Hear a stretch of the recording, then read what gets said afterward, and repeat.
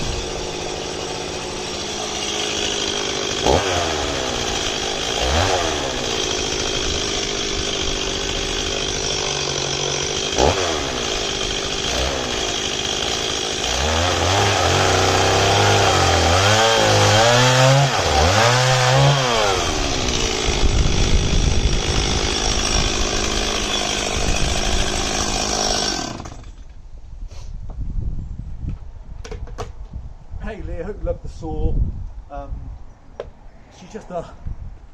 She really is just a flawless performance. Make sure that's off.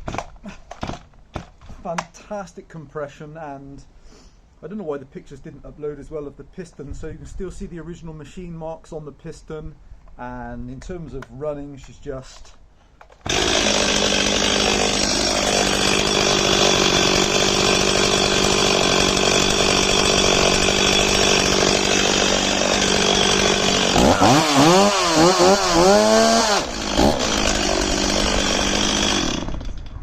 flawless. Many thanks again. Hope you love the saw. Bye for now, sir.